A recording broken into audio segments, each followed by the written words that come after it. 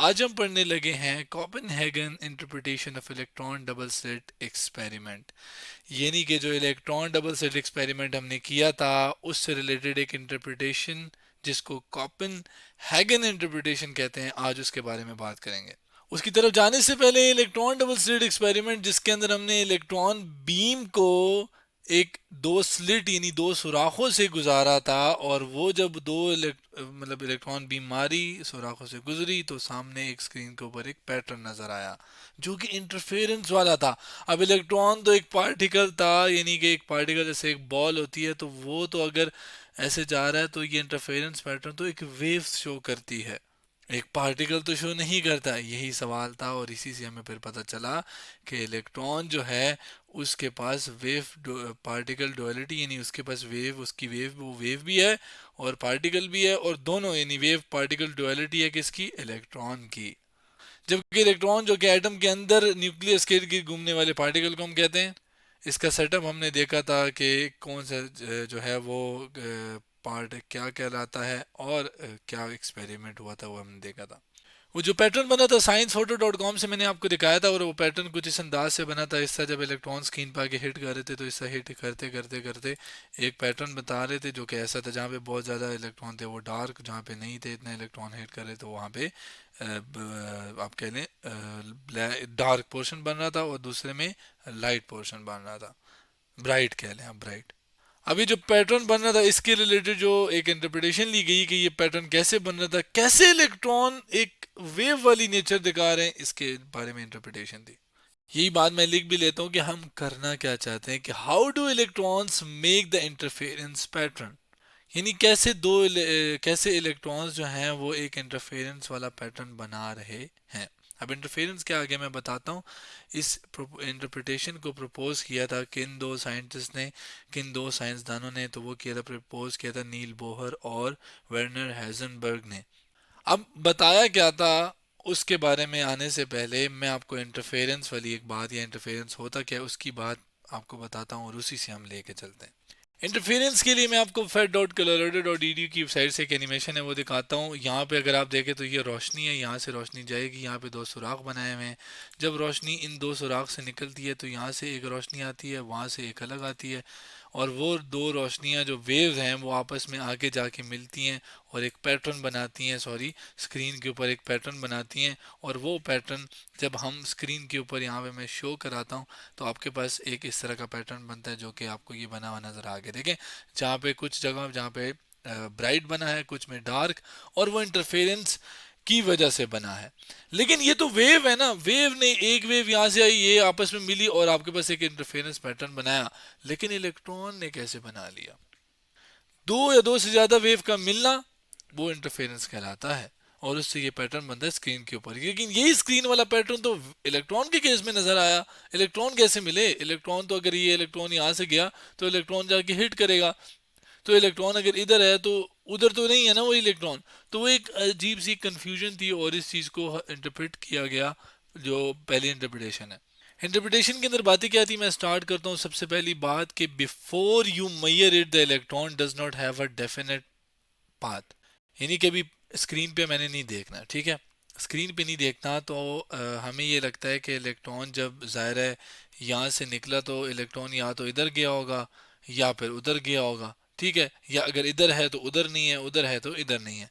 लेकिन इस इंटरप्रिटेशन के मुताबिक ऐसा नहीं है। इस इंटरप्रिटेशन के मुताबिक ये है कि हमें नहीं पता कि जो इलेक्ट्रॉन का पाथ है वो ये है या ये है, यानी एक डिफाइन नहीं है, डेफिनेट नहीं है, एग्जैक्ट नहीं है। और अगर ऐसा है तो फिर क्या है? असल में इलेक्ट्रॉन के मुख्तलिफ या ऑल पॉसिबल पाथ्स हो सकते हैं। It exist in all possible paths at once, यानी कि इलेक्ट्रॉन यहाँ पर भी हो सकता है, इलेक्ट्रॉन यहाँ पर भी हो सकता है। अब ये तो बड़ी अजीब बात है। यही चीज़ असल में प्रोबेबिलिटी कहलाती है, कि प्रोबेबिलिटी है कि यानी एक हो सकता है कि इधर भी हो और हो सकता है कि उधर भी हो। और यही क्वांटम मैकेनिक्स है, या आप कह लें क्वांटम जो फिजिक्स है आपके पास, वो यही है कि प्रोबेबिलिटीज पे चलती है। वो ये कहती है कि इलेक्ट्रॉन इधर भी हो सकता है, इधर भी हो सकता है, एग्जैक्ट पोजीशन आपको नहीं पता। यही बात मैं लिख भी लेता हूँ कि in the double slit experiment the electron will going through slit one as well as going through slit two. यानी इस इंटरप्रिटेशन के मुताबिक इलेक्ट्रॉन यहाँ पर भी जा सकता है और इलेक्ट्रॉन यहाँ पर भी जा सकता है, या अगर है तो इधर भी है और उधर भी है, एक ही वक्त पर दोनों जगह पर मौजूद है इलेक्ट्रॉन। अब ये चीज हमें क्यों, मतलब ये क्या बात हुई कि एक ही जगह पर है? असल में जब आप वेव की बात करते हैं, यानी रोशनी की कहें या पानी की कहें, तो उन दोनों के केसेस में, चाहे ये लूँ या चाहे लाइट, ये पानी वाली ले रही है, इसके अंदर ये दो स्लिट बनाएंगे तो देखें पानी की वेव तो इधर भी है और पानी की वेव इधर भी है। इधर से एक अलग वेव आई है, इधर से एक अलग वेव आई है पानी की, और वो वाकई में मौजूद है। ऐसा नहीं है कि इधर है और इधर नहीं है और हम गैस कर रहे हैं, इधर भी है असल में और इधर भी है, तभी तो वो दोनों मिलकर इंटरफेरेंस बनाती हैं और एक पैटर्न शो होता है हमारे पास। जो कि लाइट जब हम लेकर आते हैं तो लाइट केस में हम वो पैटर्न स्क्रीन के ऊपर देखते भी हैं, जो कि ये हमने देखा था। अब यही के इधर भी होना और इधर का भी होना, यही चीज असल में जब हम बात करते हैं इलेक्ट्रॉन के लिए ना, तो वो डिफरेंट हो जाती है। वो कैसे होती है कि हम कहते हैं कि जब दोनों, यहाँ पर भी इलेक्ट्रॉन मौजूद है, यहाँ पर भी मौजूद है, और ये आगे जाके फिर एक इंटरफेरेंस पैटर्न शो कराएंगे, आपस में इंटरफेरेंस करेंगे, और वो इंटरफेरेंस पैटर्न जो है वो इन इन दोनों वेव फंक्शंस, अब वेव फंक्शंस एक नई चीज है आप हमारे लिए। वेव फंक्शन क्या है? असल में ये एक पार्टिकल की स्टेट के बारे में बताती है, कि या पोजीशन भी कह सकता हूँ मैं, कि वो पार्टिकल किधर मौजूद है एक खास वक्त पर, या वो किधर किधर हो सकता है। तो वो जैसे वेव के लिए हम प्रॉपर वेव होती है उसको हम देखते भी हैं, इसी तरह पार्टिकल के लिए वेव फंक्शन के इधर भी होगा और इधर भी होगा, और वो होगा या नहीं वो फिर ज़ाहिर प्रोबेबिलिटीज़ पर बात करते हैं हम, कि होगा कितने परसेंट चांस है वगैरह। अब समझें कि यहाँ से भी एक वेव आई, यहाँ से भी आई, और वही दो वेव मिली और आपस में सुपर इम्पोज हुई, या सुपर पोजिशन। सुपर पोजिशन का मतलब दो वेव का आपस में मिलना और एक खास पैटर्न बनाना, सुपर पोजिशन हम उसे कह रहे हैं। तो वही दो वेव फंक्शन जो कि इलेक्ट्रॉन्स के हैं, वो आपस में मिले और एक पैटर्न बनाया, ये इंटरप्रिटेशन थी। लेकिन ये वही बात कि प्रोबेबिलिटी के ऊपर बेस्ड है। अब अभी तक हमने स्क्रीन नहीं देखी, लेकिन जो ही हम स्क्रीन देखते हैं या हम इंटरप्रेट कर लेते हैं कि अच्छा इलेक्ट्रॉन इधर है, फर्ज करें मैंने मैयर नाप लिया कि इलेक्ट्रॉन किधर है, इधर है, इसका मतलब उधर नहीं होगा, और अगर उधर नहीं होगा तो कैसे दो इलेक्ट्रॉन से निकली हुई वेव फंक्शन आपस में मिलकर इंटरफेरेंस बनाएंगी?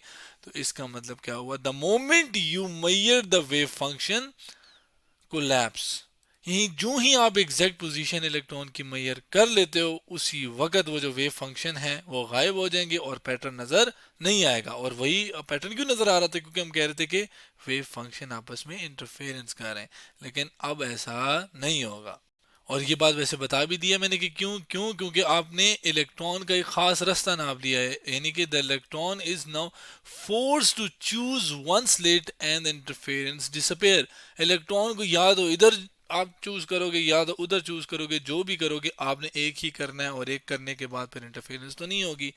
तो फिर आपके पास इस बात का, इस पूरे इंटरप्रिटेशन का क्या आगाज निकला? इसका आगाज ये निकला, अगज ये निकला कि you can not know exactly where the electron will land, only the probabilities. यानी आपको एग्जैक्ट नहीं पता, आप सिर्फ प्रोबेबिलिटी की बुनियाद के ऊपर ये बात कह सकते हो।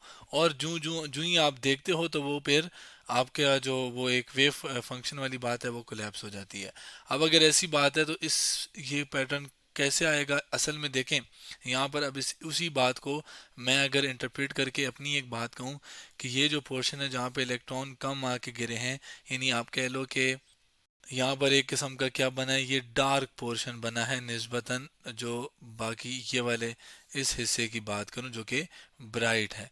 अब इसके अंदर ये ब्राइट क्यों है या वो डार्क क्यों है? क्योंकि यहाँ पर प्रोबेबिलिटी है कम के इलेक्ट्रॉन्स आकर मिलेंगे या वेव फंक्शन आके मिलेगा आप इलेक्ट्रॉन का, जबकि यहाँ पर प्रोबेबिलिटी ज़्यादा है कि यहाँ पर वेव फंक्शन ऑफ इलेक्ट्रॉन जो है वो आके मिलकर एक डार्क ब्राइट पोर्शन बनाएंगे, या आप कह लें इलेक्ट्रॉन पाए जाएंगे।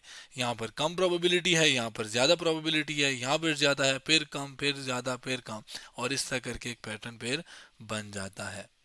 तो सारी वाली बात प्रोबेबिलिटीज़ पर आ जाती है, जो कि Copenhagen interpretation of electron double slit के अंदर हमने ये देखी अभी।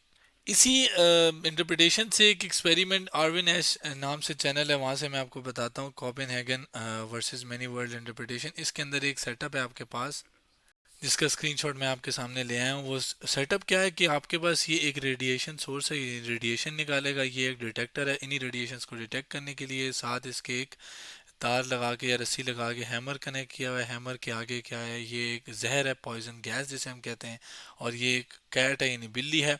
अब इस एक्सपेरिमेंट के जो कि एक यही वाली बात को एक किस्म का बताता है या इसकी इंटरप्रिटेशन करता है कि अगर मैं इस पूरे सेटअप को बंद कर दूं और मैं ना देखूं, मतलब मैं इसका दरवाज़ा बंद कर दूं, अब देखें कि होगा क्या। वैसे मैं बता दूं कि रेडिएशन सोर्स से अगर रेडिएशन निकली और इस सेंसर्स ने डिटेक्टर ने डिटेक्ट करी तो ये टूटेगा, और ये टूटने से हैमर पॉइजन यानी जहर के ऊपर गिरेगा, जहर खुलेगा और बिल्ली मर जाएगी। ये भी हो सकता है, और हो सकता है कि डिटेक्टर जो है वो डिटेक्ट ही ना करे रेडिएशन, वो रेडिएशन निकले ही ना। तो अब अगर मैं इसको वो बंद कर लूं और थोड़ी देर बाद देखूं तो क्या हो सकता है, बिल्ली मर भी सकती है और बिल्ली जिंदा भी है। हो सकता है ना कि शायद क्या पता क्या कहते हैं रेडिएशन निकली हो और वो हिट करके हैमर और फिर पॉइजन और फिर कैट जो है वो मर गई हो भी सकता है और नहीं, 50-50 चांस है।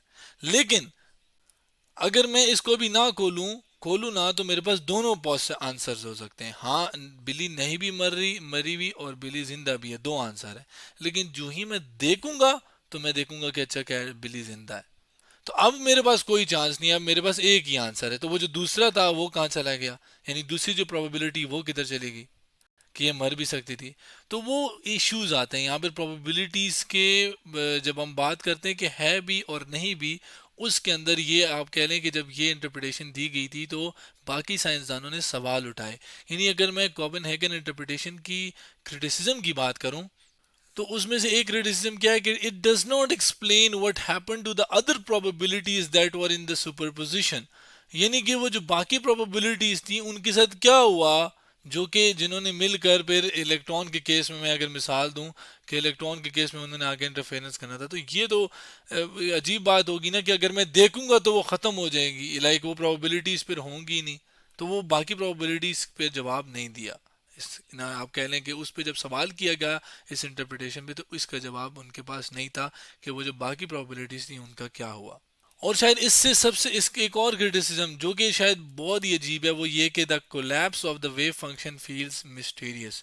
मतलब कि अगर मैं देख रहा हूं तो फिर वो खत्म हो रहा है, और अगर मैं नहीं देख रहा तो वो है। यानी कि अगर मैं देखूंगा ठीक है कि इलेक्ट्रॉन, अच्छा मैंने मैयर कर लिया कि इलेक्ट्रॉन इधर है, तो आपका वो वेव फंक्शन कोलैप्स कर जाएगा। ये क्या बात हुई, ये तो बड़ी अजीब बात है।